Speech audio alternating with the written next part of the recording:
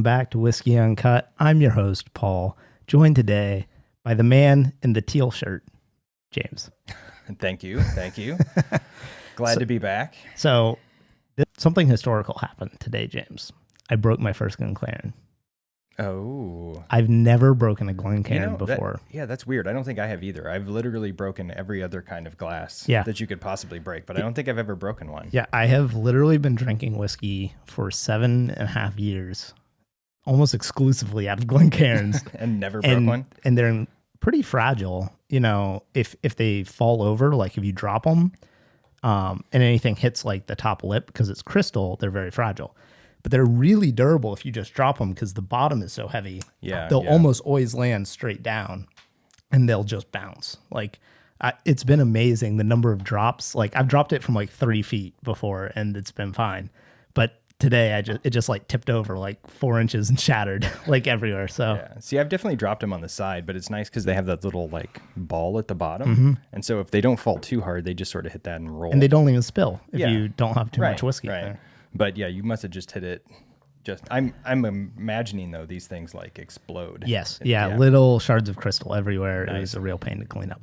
Now, something else happened that was really important, and I wanted to talk about it. It's a little bit of whiskey news. Okay. So, well, maybe it's not that important. I guess it depends on who you are. But Evan Williams released their 50th edition Gold Pegasus bourbon something. Gold Pegasus? Yeah, nice. The Gold Pegasus pin sealed in wax on the neck. So Evan Williams, what's that usually go for? Like $25? They're small batch, they're single barrel. Yeah, somewhere in that range. But they release some pretty, like they have an Evan Williams 23 that's a couple $100. Oh, really? They release some higher end stuff. Okay. So this one has an MSRP of $79.99. How much do you think it's going to cost to actually get that bottle, James? Oh, geez. What do you think the secondary on what I imagine? It's a higher proof. It's 117 proof. Oh, but now you're just talking tater juice. Yeah. I'm going to say $400. Ooh, really? Man. Well, it depends on how allocated it is. If it's really short supply, probably. If not, I'd say more around $253. I'm trying to see if I can find. I don't see a secondary price. Is it brand new? Did it just come out? It just came out then 2 weeks ago. You're going to have to wait a little bit. Because I might be right then, because usually people pay insane amounts like right off the bat because they just want to be one of the first ones to have it. Mm-hmm. And then sort of as people come back to reality, it drops a little bit. But I was surprised. Like we had, I've been wanting to try the Jack Daniel's Coy Hill. Which I think we talked about that before when we tried the 10-year on here. The Coy Hill was a limited edition, super high proof. I think most of them were 130, 140 proof range. And I contacted somebody. I was like, hey, can you get me a bottle of this? And I was like, I understand it's going for like $70, $80. I'll pay a little bit more than that. They just laughed at me. They're like, yeah, it's $500. Oh, and it's a Jack Daniel's for $500. It's not older. It's just more, it's rare and it's high proof. So that's why I sort of went on the high end on this one. Yeah. I think you're probably right. So here's what they say about the Evan Williams 50th. The bourbon is matured in natural open rick warehouses under careful supervision of master distiller, who monitors the progress of each year's vintage to ensure it maintains its intended flavor profile and superb quality.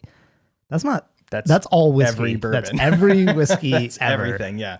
It makes it sound like somebody was babysitting it down, like just sitting by the barrel waiting for it to be ready. Now, I do think that for certain special editions, I do think head distillers take a little more care with them compared to, like, for instance, Maker's Mark. Their standard Maker's Mark bourbon is literally on a timer. The second those barrels hit 5 or 6 years old, whatever their age is, they're getting dumped.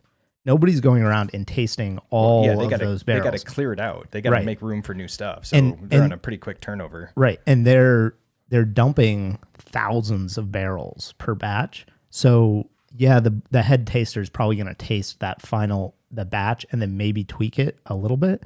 But they're blending so many barrels that it's going to taste the same. Well, and at that point, basically every single time. And at that point, it's untweakable anyway. You dump 1,000 barrels in. How are you going to change the flavor profile of that? Like Yeah, you're talking But volumes and volumes different than what we normally deal with like craft distilleries. Right. But I think when you have a small enough batch release of a special product, I do think there is something legitimate about the master distiller tasting some of those barrels, each year when they kind of know like, okay, it's not quite where I want it. I'll come back in a year or two and taste it.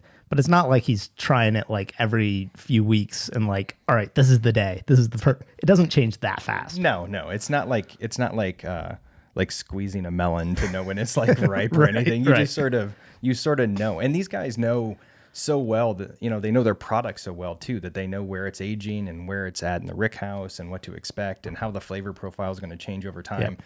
So they're pretty dialed in. So I don't doubt that they pay a little bit extra attention to it, but sometimes I wonder if it's sort of like the barrel picks that you hear about. Like you always have these stores that are like, ooh, a single barrel pick, right? And damn well they didn't pick it. It was so-and-so from the distillery sent them a barrel and said, yeah, this is good. And they stick their label on it. And it's sort of done. I wonder. That's not the way you do it, James. No, when you do barrel picks, I get drunk. I drink like 8. I try stuff from like 8 barrels and I take notes. And then I go back the next day, and sometimes I can't read my notes that I wrote the day previously because I was drinking too much whiskey. But I put a lot of time into it. But some of these stores don't do that because, and that's, one of the cautions I always give people with store picks is don't buy into that because some owners don't know a lot about whiskey and they're just taking whatever's given to them. And I sort of wonder sometimes with these too, like, is it really that special? Or is it just some good barrels that you had set aside and then you decided to sort of write a story around it? Well, all I know is not too long ago, Buffalo Trace released, and I can't remember if it was in America or if it was overseas. I think it was overseas. Buffalo Trace released standard Buffalo Trace in a tin. Now for those of you at home who aren't familiar with Buffalo Trace does not come in a tin. No. This one came in a tin. Exact same bottle, exact same juice, but it was in a tin. And people were buying that for like standard Buffalo Trace is like $25 or $30. Yeah, $30. And typically people will pay up to like 40 or 50 sometimes for it because in some places it's harder to find, although it seems to be getting more available recently. I've actually gotten 2 bottles in the last year and I'd never seen it for like 5 years. So it's getting a little more available. But people were buying this bottle with a tin for like $150, $200 because it's got a tin. Now, if you are a collector, I somewhat understand because, like, let's say you decide to collect Buffalo Trace, and your goal is to have one of every single release that distillery has ever done, and you're trying to create like the perfect immaculate collection. I understand then overpaying for something that's like this is a slight variant of because your intention is not to drink it at all, but like. It just irks me that anyone is like out there just like with so much available cash to just blow on the exact same product. Yeah. Just because it looks cool. And you like boxes, right? You like wooden boxes. Well, okay. So if it was a box, maybe you would have paid $150 for it. No. But since it's a tin. I expect once I'm paying over $300, $300 or more for a bottle of whiskey, it better come in like a nice box because I know that their cost of producing the whiskey is not that high. Right. And it is a limited, usually at that price point, it is a legitimately limited product because of age and evaporation and stuff. Right. Yeah. And I just feel like it should have a nicer presentation with it. But that being said, it doesn't have to come in a box. Well, and I think what annoys me about that is Buffalo Trace knew that when they made it, right? Oh, yeah. They knew that people were going to pay 3-4 times the amount just because it came in a tin. They knew nobody was going to drink it because then it's not worth as much on secondary or collector value or whatever you're doing. But in the end, it's just Buffalo Trace. Yeah, I mean, it's like you can go on and you can buy sets of the Blanton's pins, the letters, the tops. You can buy like a full set of them. And it costs like a couple $100, which is basically the same as if you bought all of the whiskey with it. But it's so hard to find the exact letter that you want that someone out there is like, I just have to have that S, to complete my little topper lineup that spells out the word Blanton's on it. It's ridiculous. Now we're all just sheep. We're just sheep. They're just throwing things out there and people are going for it. I mean, there's been a couple other releases like that too, where they don't really change anything. It's just the standard product, but they, put it in a different bottle, or they put a different topper on it, or they do something different, and boom, it's supposed to be like a collector's edition. But yeah, I didn't see that one, so I never heard of that. But it does, I will say the Evan Williams with the gold top does look cool. It's got a nice little gold top on it. It's kind of nice. If you stop by there, they I think it's only for sale at the distillery, and then it says a couple of select locations. Yeah. Whatever that means. So anyway. Yeah. A little bit vague, just like how they monitored it. Yes. So that's that for our whiskey news of the week. All right. Our new segment. So go find some Evan Williams 50th and let us know how it is. Yeah. Because I don't think we're going to find any. Or send us a sample so that we can review it for you guys. Send us a sample, yeah. All right. So what we wanted to talk about this week is we really should have done this at the last episode, because the last episode went up right before St. Patrick's Day. And so if we had been smart, we would have planned ahead and done Irish whiskeys before St. Patrick's Day. What did we even do in the last one? Well, the last one was whiskey on ice. Oh, yeah. I tried to forget that. Yeah. So now we're going to Irish whiskey. Yeah. But, yeah, we didn't really plan that ahead. But you texted me and you're like, I found a bottle of Blue Spot. And when we had done our episode on Irish whiskeys overall last season, we mentioned that Blue Spot had just come out and neither of us had tried it. So, oh my gosh, James, I can't. You put these in the wrong order. I like it that way. You got to put them in order. The age. Oh my gosh, it bothers me. Okay, so actually on camera these are backwards now too. Dang it, James. They were fine until you messed it all up. I can't trust you with anything. I put them in order of what we should taste them, not in order of age. Well, that's fine, but it's the aesthetics for the camera. The aesthetics. Okay. So I don't know. See, whatever order you want to do them in, Paul, is fine with me. Well, we can taste them out of order of the way that I like to reach from 1 to 1 to 1, and then I know, and I like to order them according to how I'm going to taste them. Okay. Well, that being said, we wanted to taste all of the spots for you guys, all the different ones, and talk a little bit about the distillery. Now, disclaimer: there are a bunch of special releases of the Green Spot that we're not going to be tasting. There's a couple that are aged in Zinfandel barrels and have kind of elaborate wine finishes, but we're just doing sort of the standard lineup.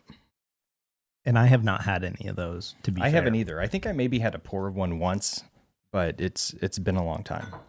So I'm going to read you a little bit about the history of the spots, James. See, I did my homework, so I already know. So you already know everything. Spots. I know the history of the spots. Well, that's good. But for those listening who probably don't know the history of the spots, we're going to teach them something. All right.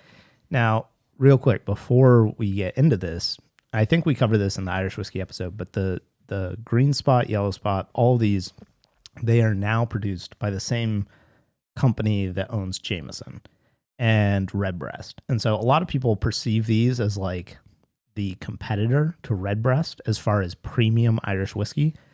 And I would actually say there's only really like two competitors in the premium Irish whiskey category. It's the Spots and the Redbreast lineup. Now, Jameson does offer like Jameson 18-year-old, which is like $130, $140. There's Middleton Very Rare, which is about $200. And then Tullamore Dew has a couple of older, they're out there. There's a couple of other brands that have higher end bottles, but kind of the whole lineup of Redbreast starts at like $70. The whole lineup of the Spot whiskey starts at $70. So it's not a factor of like they have a couple higher end bottles. It's like the whole range is a more premium range. Yeah, I mean, when people ask me about the best Irish whiskeys, I'm always telling them one of the Spots, or I'm telling them Redbreast 12 cask strength. And we should say Proper 12 does not make the list of high-end Irish whiskeys. Don't be fooled by that. Don't go buy Proper 12. Yeah. It's not just buy regular Jameson. It's better than it tastes like diesel fuel. Yeah. So here's what they say on their website. And I find, I always love when distilleries try to come up with like a fun story, a little fun story. But here's their opening gambit. Behind every spot whiskey is a long history of colorful characters, near-death experiences, and a whiskey's never-ending fight for survival. Of course. Yep. Right. They make it sound very epic. They do. Indeed, it's a story of survival and entrepreneurship that is carried on to this day through the Mitchell family, where for 7 generations, the spot whiskeys have been kept alive for all of us to enjoy. And upon the death of his close friend in 1803, Rebel Robert Emmett William Mitchell decreed that all the firstborn children of each generation of the Mitchell family shall be called Robert. So why do they tell that story like on the website? It has nothing to do with the whiskey at all. No.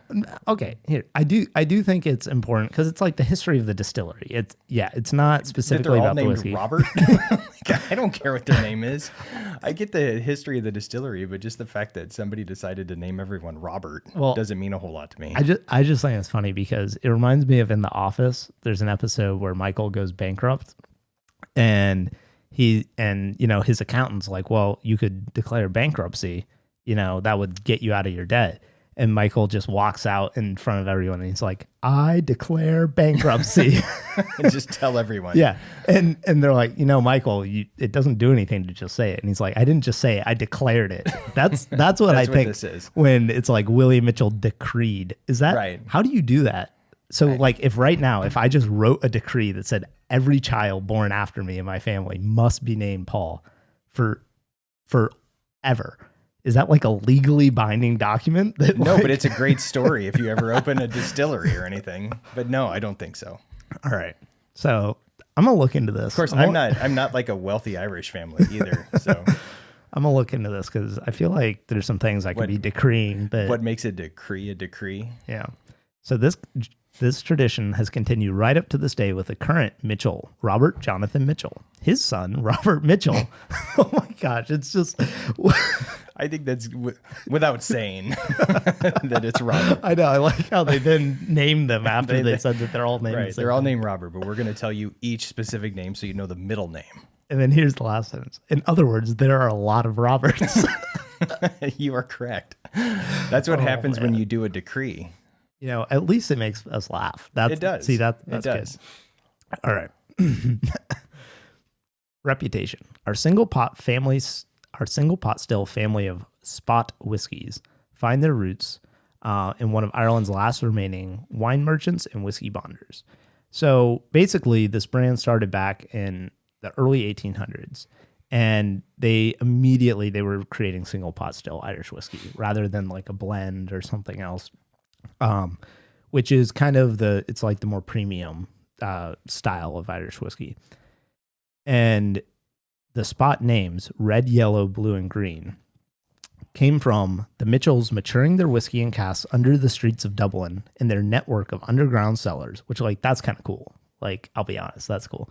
It's probably one little basement, like branching off. But yeah, it sounds pretty cool. So when I was in, not Ireland, when I was in Scotland, we went into some of the crypts underneath Edinburgh, and it was like legitimately creepy. Like there were like tunnels and stuff like underneath you were underneath the street, and there's like, the lady's telling us about like the kids that died here and like all the peasants that would live underground who were like sickly, and like it was creepy. So I believe them. They had some underground cellars. So when their fortified wine casks were filled exclusively with Jameson spirit from the Old Bow Street distillery, they were marked with a daub or spot of paint. So right away, like they were using Jameson whiskey early on. Yeah, and that's what I had when I read this earlier, I was having a hard time kind of figuring that out because it made it sound like they were making their own Irish whiskey, but then when they actually talk about where they came from, they were getting it from the old Jameson distillery. Yep. And they were primarily wine merchants. So they were just using wine barrels that they used, shipping them to Jameson. Jameson was filling them and sending them back. So basically, Jameson has been making their whiskey for them forever. Yeah. Since what? Early 1800s. Yeah, early 1800s. 1880, I think, is when they started doing the whiskey. But the 1887. Yeah, so I think that's cool because I think a lot of people perceive the idea of purchasing and finishing or rebranding a whiskey right now as like kind of a newer thing, as far as like all these private labels, especially in the bourbon world. I think it's a new thing. It is. Of all these labels buying sourced product and then releasing it as their own thing. And I think it's cool that, basically well over 100 years ago, they were already doing the same thing in Irish whiskey, but they were putting their own spin on it because they're now putting it in these wine barrels. So they would mark each barrel with a daub or spot of paint, which identified how long the barrels should be matured for. Blue spot was for 7 years, green for 10, yellow for 12, and red for 15. Hence the name spot whiskey. And then it goes into like during Prohibition, they were struggling, but it's kind of a cool thing that it's not like Jameson bought them out. Well, I think Jameson might have bought the brand out, but they've always been Jameson product. So let's start with the green. Because I think the blue is cast strength, right? It is. It's 7-year cast strength. Now, in the green, from my understanding too, the green is the only one now that's not fully age dated. So you mentioned that traditionally green was supposed to be 10 years old. And I think it's a blend now of 7 to 10. And they don't want to put an age statement on it, probably because I think this is by far the youngest of the group. And so they might want to save some to be able to put younger stock in. But everything else is still age dated, like you mentioned. I think they should bring the age statement back to the green. Yeah. Now, because now that they have the blue at 7, it's weird that the green is just chilling there without an age statement. But kind of overlaps with it. Yeah, but I understand because it's not cast strength. Well, and the green spot is by far their most, like, if they have a standard release, it's probably the green spot. Yes. And so for a lot of companies, having a standard release that's non-age dated just gives them more flexibility moving forward with that. So that's probably what they're doing. Yeah. And this is 80 proof. So this is the lowest proof of all of them. And it is triple distilled, like pretty much all Irish whiskey. So, triple distillation, you would expect a little bit of a lighter spirit than you would get with Scotch or bourbon, which might be distilled once or twice, or in a column still or a pot still, I should say, twice. So right away, to me, this is just, and we're going to fight about this again when we get to the yellow spot. This is just candied green apples. Like if you've ever had a caramel apple made out of like a Granny Smith, that's what it smells like on the nose to me. And I thought I was crazy because maybe I was just like mentally projecting that because it's a green spot. No. So I went to look up other people's stuff and I was like, no, it smells like candy apples. It really does. This to me, anytime I do a whiskey tasting and I have a group of people where they may not be whiskey drinkers, this is a bottle that is in that tasting every single time because I have yet to have anybody be like, I don't like that. No, I mean, everybody likes that whiskey. People that don't drink a lot of whiskey like it when it's like one of their first ones. People that drink a lot of whiskey still like it. I personally love green spot. I always have. I think it's a little bit more aggressive than yellow spot and red spot in terms of you get a little bit of that like kind of cocky youth to it. You know what I mean? There's a little bit of a bite to it. But it's just so creamy on your palate. So you get that nice nose of apple and caramel and some vanilla. And then as you drink it, those come back, but you get this nice smooth creaminess on your palate that I just think is different than most other Irish whiskeys I have. Yeah. This reminds me a lot of standard Jameson in terms of flavor profile, which makes sense because it basically is standard Jameson. Just a little bit older, I think. And I think a little bit more refined because of the barrel finishes. Although I don't know that there is a barrel finish on the green spot, or they don't put it on the label. It says, let's see, triple distilled, matured in bottle 4. I thought I read somewhere where all of these have some sort of, here it is. I think it's a blend of ex-bourbon and sherry. It's matured in American bourbon and sherry casks. Right. Yeah. Yeah. So, but the sherry is a small percentage. It is. It tastes mostly like ex-bourbon. And it's funny too, when you read up on these, and this is something I was going to ask you about because you don't see this too much in bourbon. So a lot of times they will say aged in bourbon seasoned casks. Mm-hmm.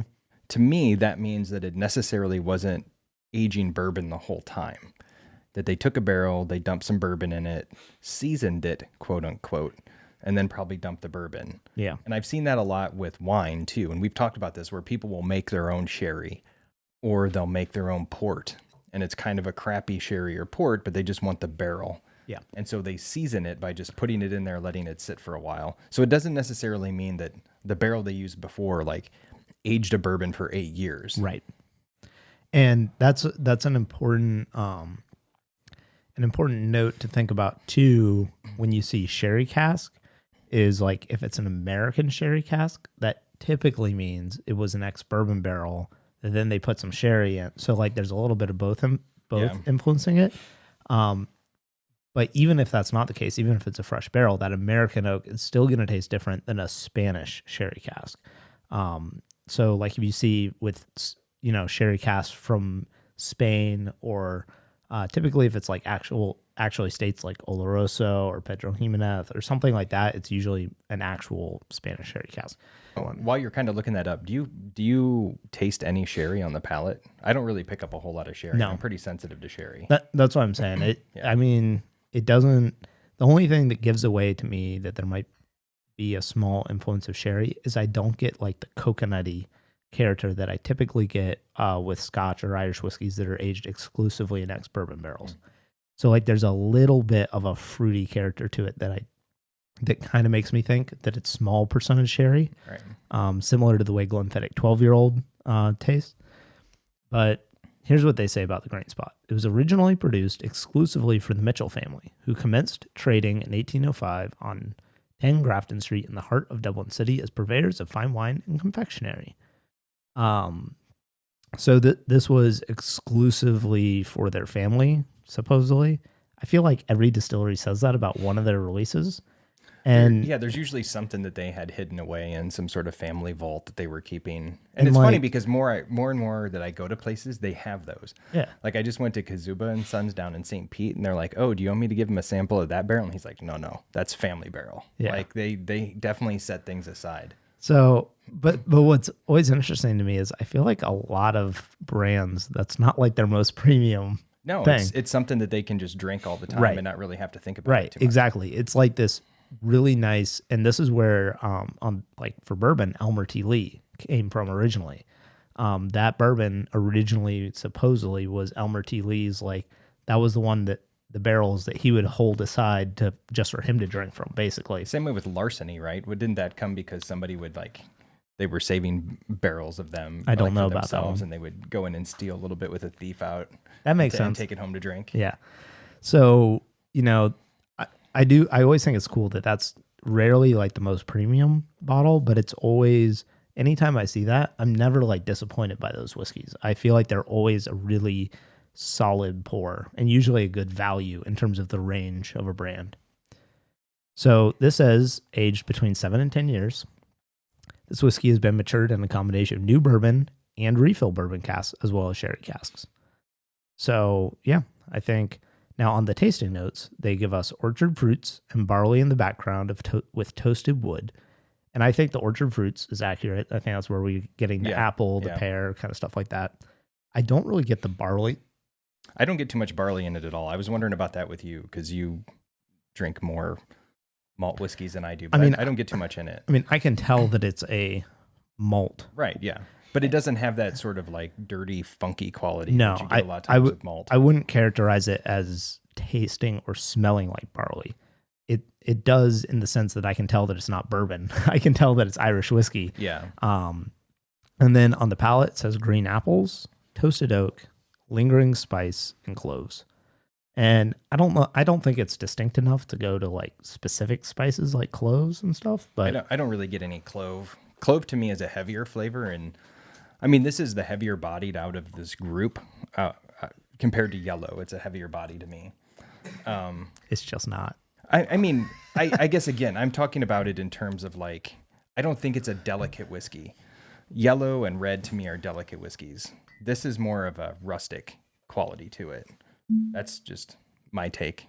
I find yellow to be much more sophisticated, if that makes sense. Yeah. Now, This is where we disagreed last time when we tasted green and yellow spot. But we also figured out we were talking about the same thing. We were just using different words. Right. So you were characterizing it as lighter because the flavors themselves are lighter flavors. Yes. But to me, the lighter flavors are more intense. Yeah, that's possible. And so to me, it tastes richer.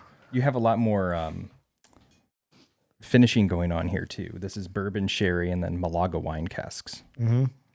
Yeah, and like to me, the sherry and the wine is super prominent on the nose when you smell it. It is. It smells totally different on the nose. But to me, when I drink it, it seems more well-rounded. It doesn't have the harshness to it that Green Spot does, and I say that in a good way. I like the harshness on the Green Spot. So it just makes it lighter on my palate. That's very true. So this bumps up to 86 proof, I think. Or no, sorry, 92 proof. It's just a beautiful So Irish whiskey. This jumps up, and I think this is like really, again, we're getting close to that 100 proof mark now. I think it helps a substantial amount in terms of mouthfeel and everything. And it's weird because it changes entirely. So the standout note on Green Spot for me is always that green apple. Yellow Spot is more, you're getting into like some honey and some darker fruits and then grapiness. And I think you get grapiness from the wine finishes. But I don't pick up any of that apple or caramel appley note in this. And you would think, given the same, that it's from the same line, that you'd still pick that up, but it's not there. So to me on this, I smell like pepper and honey and more oak. Like I get like black pepper, like green pepper, like the vegetal. This to me is spicier and has more notes like that. And it's more jammy. Like I get more stewed fruit rather than like ripe green apple on the nose. It's just it's entirely different. And I will say before we get into the red, and we haven't tried the blue yet. Neither of us have tried the blue, but this is my favorite nose of the group. I prefer the aroma of this more than I do the 15. I don't know. I think it's perfectly balanced. I don't find too many flaws in Yellow Spot. No, Yellow Spot's absolutely fantastic. I think you're right. It's a more delicate whiskey than the green, but to me it doesn't taste as light. Like the green, because it's lower proof and because it's more on the bright not citrus, but like the brighter green apple skin kind of side of flavor, it tastes like a lighter whiskey to me compared to this, which I think is more peppery. And it does have some peppery. I'd never picked that up before, but you're right, especially on the finish as you let it sit there for a while. You get a little bit of a peppery note that pops up. And I just get so much more oak on the aroma on this one. Like the oak is much more noticeable, which makes sense because 7 to 12 years is a pretty substantial jump in terms of age. And this is minimum 12 years old, right? So it's probably got some barrels that are older than that too. So here's what they say about Yellow Spot. While Green Spot is often described as tasting like green apples, there you go. There you go. Yellow Spot is more in character with juicy red apples. Sophisticated and complex, the inclusion of full-term matured whiskey from ex-Malaga casks contributes exotic characteristics to the whiskey. Mown hay, cracked black pepper, hey, there we go, bell peppers, nutmeg, clove oil, and green tea, sweet honey, and peaches. Now, I don't get peaches. I've only smelled peaches in like 2 or 3 whiskeys before, and I feel like it's very obvious, but... I'm trying to think of which one. I think it's Bushmills, right? I think I've had Bushmills. I think it's Bushmills I taste. I always get apricots in. Okay. But I don't get peaches in this. To me, this is more, it's darker than peaches and a little bit heavier than peaches. I could maybe see the red apple, but yeah, I don't know.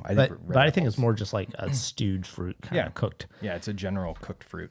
I'm not familiar enough with green tea. I feel like I don't really get the green tea, but I definitely get the peppery note to it. So I mean, green tea to me is very grassy and dry, and I don't get that in there. But overall, the first two, I think their tasting notes are pretty fair. Yeah. Some brands get way over the top with it, but I think they keep it simple. It's not like, I always get mad when people say marzipan and nougat and things like that. I'm like, or they'll give you something specific. Like they'll say apple cobbler with vanilla ice cream and a chocolate drizzle. I'm like, what? I mean, come on, nothing really tastes like that. I get that you might get the components of it. Right. Yeah, well, that's like when somebody says something tastes like amaretto. It's like, well, it's just almonds. Yeah, it just tastes like almonds. So, stop being so fancy and just snooty. say what it is. Say what it is. Now, red spot is... Oh, we should mention the prices, by the way, before we get too far. So green spot is what? $60. $60-$70. Yeah. Yellow spot is always right around 100 is where I see it. Yep. And then red spot, which we're on now, which is aged 15 years, bourbon, sherry, and marsala cask is about 120, I think. Now, I did not purchase this bottle. It was given to me by a friend, which was really nice. But full disclosure, he gave it to me because he didn't love it. I have one at home that I bought at Total Wine, and I paid retail for it, so I paid $130. And I bought it because I love green spot and yellow spot. I had never, at the time I bought it, it was just out. It's fairly recent. I can't remember what year it was released, but a couple years ago. Yeah, a couple years ago. And I saw the different wine casks on it, and I was like, man, like if I like it at 7 to 10 and 12, I bet I'm gonna like it at 15. But you have to remember too, when you get into 15, you're getting into some premium stuff. Redbreast 15 is what, about 100 and Redbreast 15 is usually $100. Yeah, so it's a little bit cheaper than this, and that's sort of my bar. Right. Or for a 15-year Irish whiskey. So it has something to live up to if you're in that 130 range. Yeah, green spot has always actually been a little more expensive than redbreast, and in my opinion, been slightly inferior overall. Now that being said, it really depends because I think the redbreast whiskeys are much more straightforward. I was going to say they're not as nuanced as what these are. They're more to me, they are more traditional pot still Irish whiskey flavors. Yeah, I would agree. And with that, they have a little bit of a funk to them that these don't have. But that being said, the 12 translates very well to the 15, translates very well to the 21. The spot whiskeys, I think there's a significant difference between each one. And I don't think you liking the green spot is going to necessitate that you like the yellow or the red. And we'll find out about the blue. But when I smell this red spot, immediately, I think red wine. Yeah, it's very, very, very prominent. And it's the Marsala wine, I'm assuming, is the big influence. But it's very winey on the nose. It's much more, it's much drier nose. It's a much,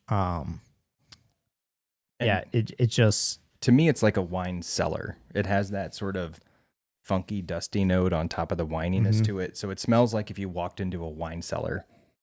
And there's a little bit of sweetness on top of it, but it's much more muted on the sweet end than what you saw on the green spot and the yellow spot. Yeah, to me, I get more like licorice, black cherry kind of flavors. Definitely dark black cherry.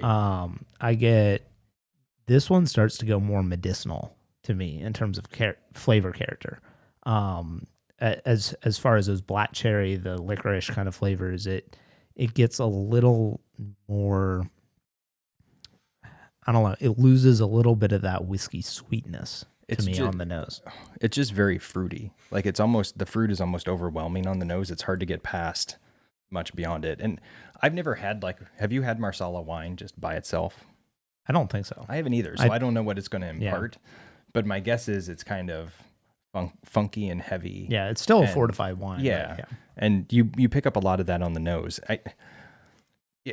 The reason I don't like the nose on this one as much is because I think it loses some of the complexity that Yellow Spot has. Yellow Spot sort of dances a little bit between the peppery notes, the honey notes, some of the sweeter aspects of it.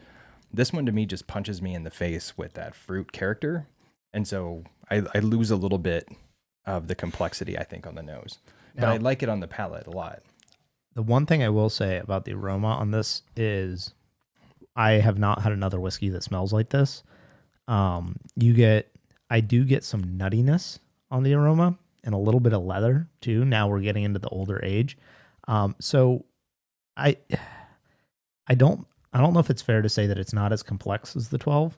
I think it's just as complex, but I think that Marsala character is overpowering. That it's a little less balanced. Yeah, maybe. Yeah.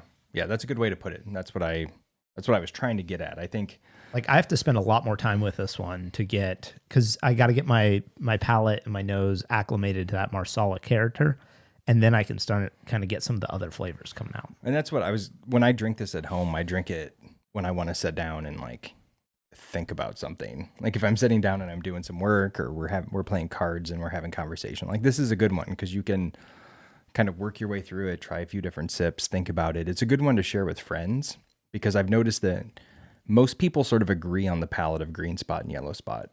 People really differ on red spot. For some people, it's a little bit too sweet. For some people, it's a little bit too funky. And so it's kind of a good conversation piece, I think, for folks.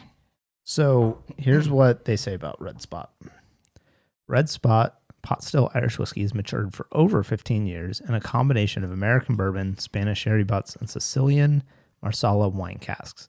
There's another, by the way, another indication that they're using real sherry is typically if they call it a sherry butt, because now it's not a barrel, which would be like a standard 53-gallon size barrel. A butt is a significantly larger cask, which is a traditional size cask for sherry, which means it's probably an authentic sherry barrel. Right.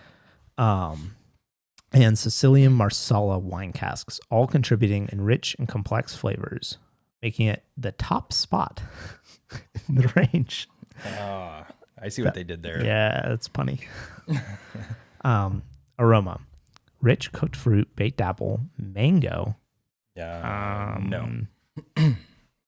I would have to. Maybe I don't know what mangoes smell like, but it's not that tropical. Yeah, no. It is not that tropical. Black cherry. Yes. Ding, ding, ding. Hazelnut. All right, a little bit of nuttiness, and a touch of new leather fuse. What's a leather fuse? I have no idea. Is it F-U-S-E? Yeah, F-U-S-E. I've never sniffed a fuse. Yeah, as opposed to like a leather, belt shoe or a leather belt. They're being very specific here, James. I guess if you say it smells like leather shoes, it's probably not the best. And toasted American oak. Now the taste: ripe fruit sweetness from the Marsala seasoned wine casks. While the fruit remains, sweet red pepper and cracked black pepper add some spiciness, finished by notes of American oak and barley. I think they're a little off on this one. Maybe I feel like it's not fruity sweet. I feel like it's a little spicier, drier. I don't know. Maybe that's just me. I get a lot of fruitiness on it. I mean, to me, this is by far the sweetest of the group. It's also, and again, this is just, me as a bourbon drinker, but this is the one that reminds me most of Scotch. When you get into like some of the heavier sherried Scotches and we've talked about this on here before, I'm very sensitive to the sherry. So when you get a sherry bomb, that's all I can taste and smell is the sherry. And that's kind of how I feel about this one. Yeah, it's definitely more balanced, more skewed towards that flavor profile. And so I could totally see, it's definitely the fruitiest of them. Oh yeah. Yeah. For sure. And if you really like sherry cask whiskeys, this is probably the one that I would recommend you go for.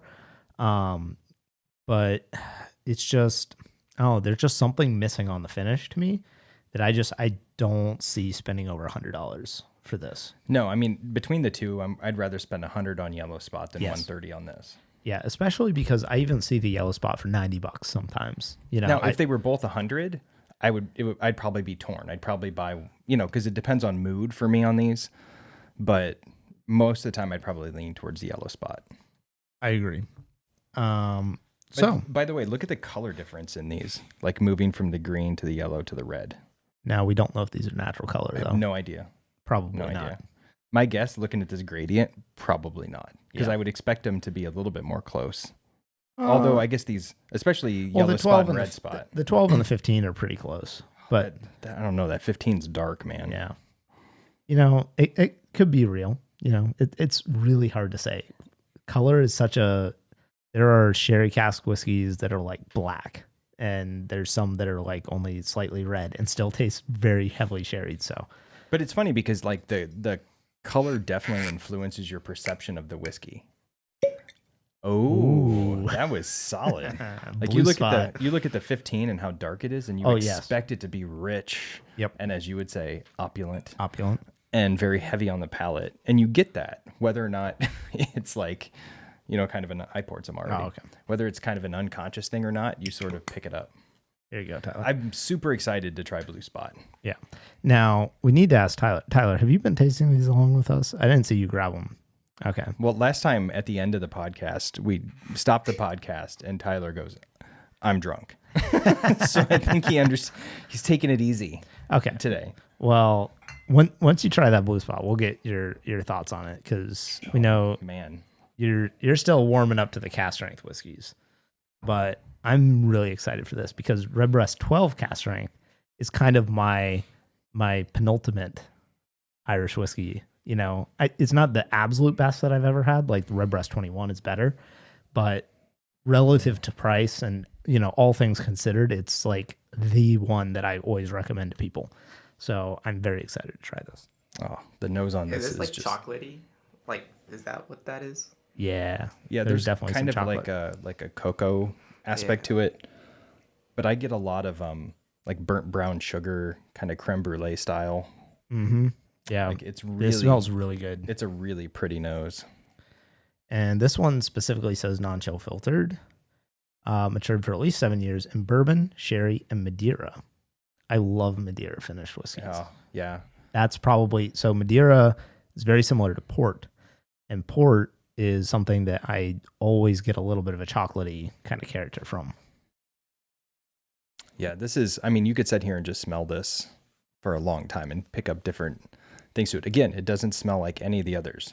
I expected it to smell more like Green Spot, and it doesn't smell like Green Spot. Yeah, and this is 118 proof. Which is solid. And there is no, I don't get just alcohol wafting off of this at all. It's not. I think the only thing the proof is doing in this case is it's probably enhancing the flavors on the nose a little bit because it's, it's not cut in any way.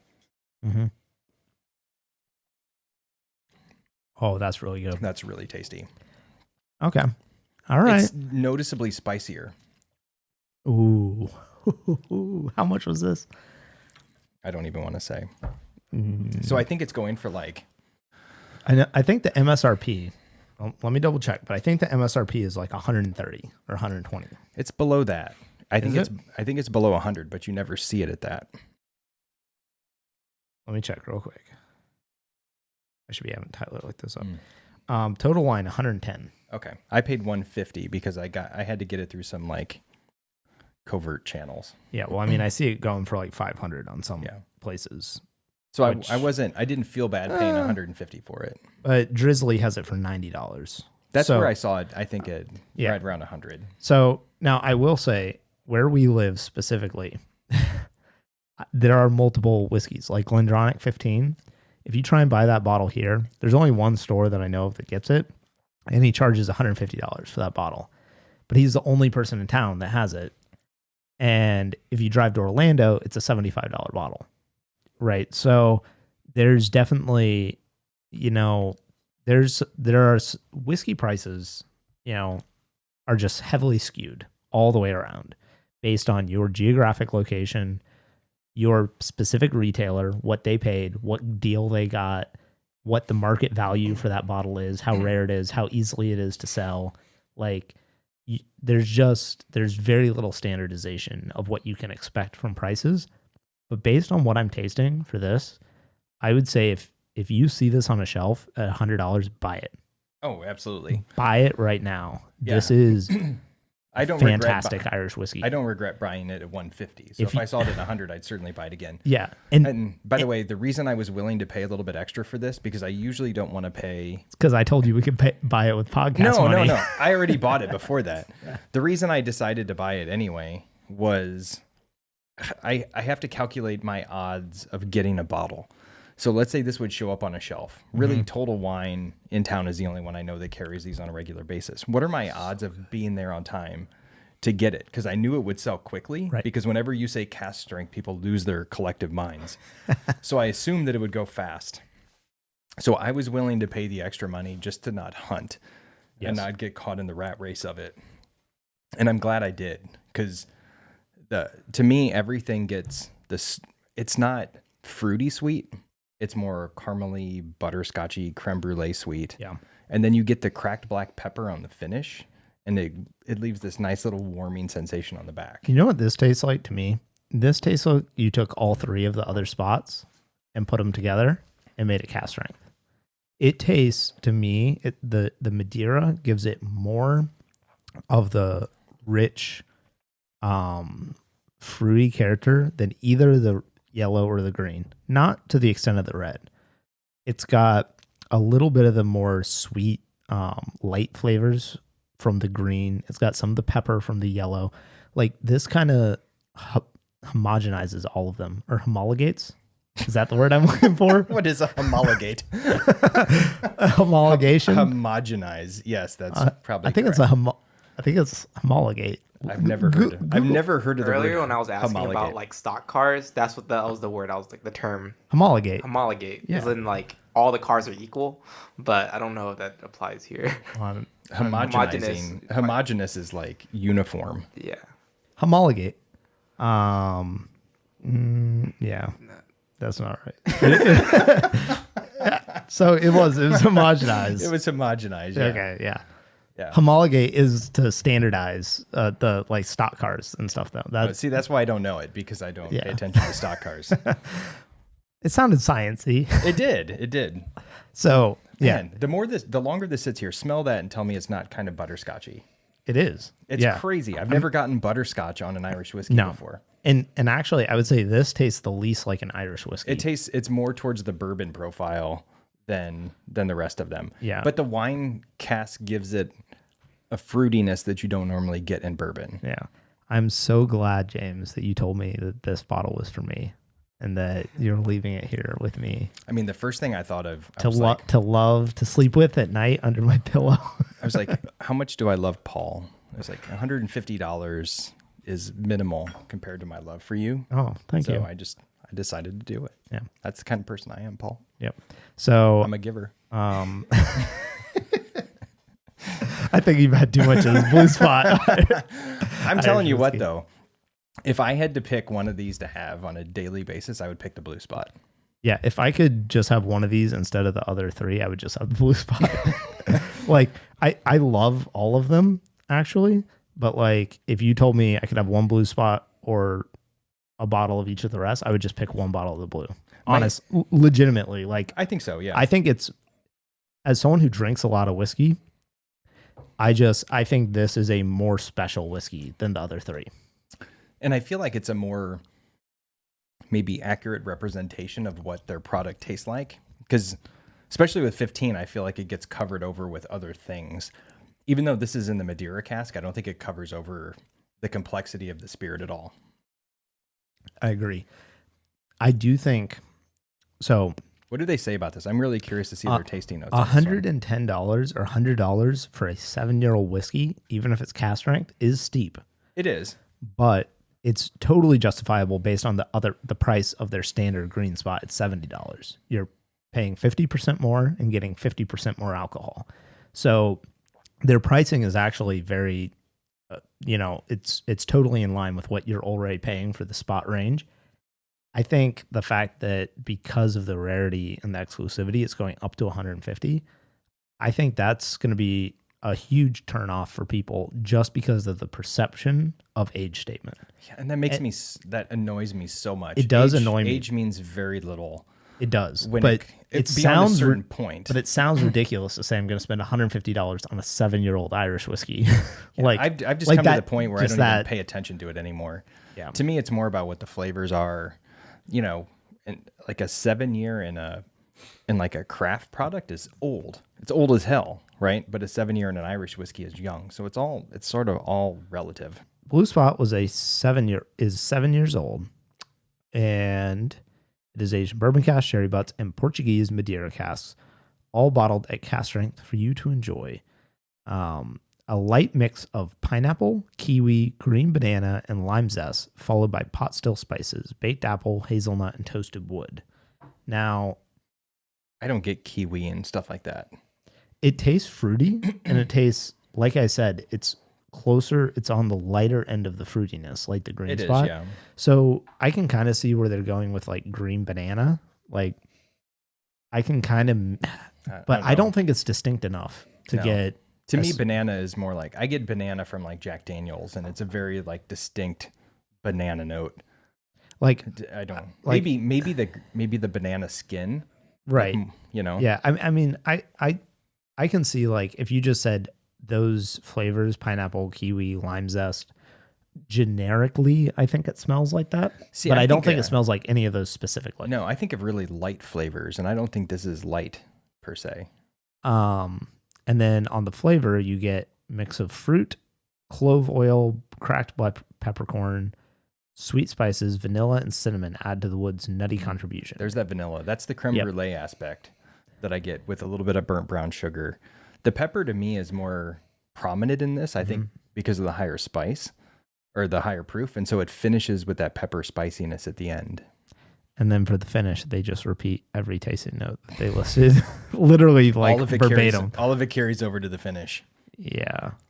Actually, I think they just copied and pasted the entire intro and I don't think that was intentional. Come on, Robert. Whichever Robert wrote this, stop being lazy. But yeah, so I think they're reaching a little bit for the complexity of this one in terms of individual flavors, but it's also like, I mean, we only sat with this for like 5 to 10 minutes, and it has been opened. Our, like, first tasting too. It has been open for a few days. I wanted to open it before we had it on the show just to let it breathe a little bit because of that neck pour. Because of the neck pour, and so I gave the neck pour to my wife, and so she, I was like, "Here, honey, this one isn't very good, so try this." So she drank it. I had not tried it though. This was my first time trying it on the show. I'm glad I waited too because I wanted to try it with all of them. I think that's the best way to do it. And I think comparing all these, I will say that if you want variety, this is a really good way to go. Oh yeah. Like usually if you buy like Jameson and you buy different varieties of Jameson, they're all going to taste similar. Yeah. You can buy all of these and have nothing that even resembles the other pour. Yeah. And like I said, I think the blue has elements of all the other three in it, but it still tastes like its own unique whiskey. And I think that's like what you said is a really good point, because if you have like Balvenie 12-year-old single barrel and Balvenie 21-year-old single barrel, those products, 75% of the flavor is the same. Yeah. You know, because it's literally the exact same barrel, just much older. And so like, yeah, you get more nuance and complexity and stuff through that age, but ultimately it was the same base spirit. It's the same cask. It's the same, you know, so many of the variables are the same that there's not that much changing. You know, it's not going to be a whole different product. It's not going to totally, you know, like for a vertical tasting of, as far as like, if you just wanted to do a tasting of just spot whiskeys, I think it makes a really good tasting of 4 whiskeys because they all have very different characters that they bring to the table. And if somebody doesn't like one, there's a good chance they'll like one of the other ones. Whereas you do some verticals of other distilleries, and if somebody doesn't really like Macallan 12, guess what? They're not really going to like Macallan 18 or Macallan 15 or Macallan 21. Like there are differences, but there's so much that's the same. But the DNA is like consistent. And I think this one, there's a spot for sort of every mood. Right. Like if I'm just having something casually, the green spot works really well. If I want something sort of fancy ass, then I'll go with the red spot or the yellow spot. But if I'm more in a bourbon mood, but I'm just kind of tired of bourbon, I think the blue spot's perfect. Yeah. And I will say of the 4 of these, I think the red spot is the worst value to price. I would agree. Yeah. I think the green spot, it sits at the green and yellow sit at a really good spot of $60 and $100 as far as the quality that you're getting for the money. The blue spot, I think 150 starts to become a little bit of a tough sell, but at $100, it's just buy it. So I don't regret it at 150. So I would say anywhere between 100 and 150, I'm buying. But again, it depends on what you normally spend on whiskey. Right. I expect anything anymore to be $100. That's sort of my baseline is like $100. And I mean, everything, the price has gone up so much recently that's that's pretty fair. So I think for this tasting kit coming up, should we put yellow and blue spot in there, or should we do what? I think we should get some Blue Spot in the tasting kit for our Patreon subscribers. That's works for me. Okay. I think if I was going to give him 2, I'd probably give him yellow and Blue Spot. All right. Sounds good. So if you have not, I think we have 1 spot left. Maybe 2 spots. Very punny. At the Patreon virtual tasting tier. So head over to patreon.com/maltmondays if you want to sign up for that. You can also sign up at a lower tier if you want just like t-shirts or little toppers. And make sure to check out the Whiskey Uncut page on Instagram, our Facebook page, and now our YouTube channel. And this may be the last time that you hear Paul on the podcast because he's supposed to go lifting with me tomorrow. Oh yeah, that's right. So this might be the end of Paul. We'll see how this goes. We're officially starting gym day. Yeah, he might not be able to move any limbs for at least a week after tomorrow. Oh man, I'm looking forward to it. It's gonna be so good. All right, this has been Paul and James talking about whiskey right into your ear holes. Nice. Cheers. Go get some Blue Spot if you find it. Yep. Remember, drink, share, enjoy. Cheers.